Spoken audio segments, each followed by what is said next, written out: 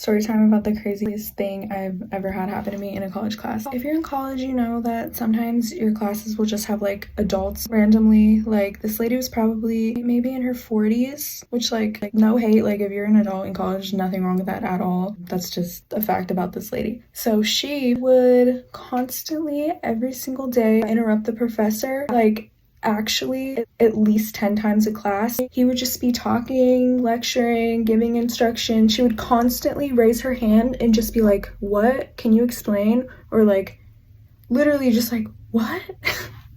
Like constantly, every single day, at least 10 times a class. So one day, this was probably like halfway through the semester of her doing this every single day. She did it right after the professor had just explained instructions to an assignment, and it really wasn't that complicated of an assignment, and he explained everything thoroughly. And he also had the instructions on a projector so everyone could see them. She raised her hand and she's like, "Can you explain how I do this?"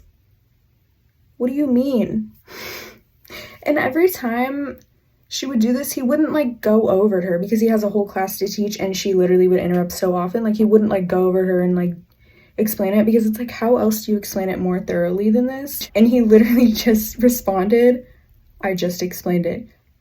And then this lady continues to have like a panic attack, which again, like no hate to people that have panic attacks. I've had so many panic attacks, nothing wrong with that, but like she had a panic attack because he said, "I just explained it."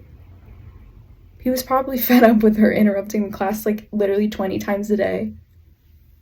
And she had a panic attack. I think she started like hyperventilating. Again, no hate, I've literally had this happen too. You can't control panic attacks or what happens during them, but they had to call the medical people in our school. So they came over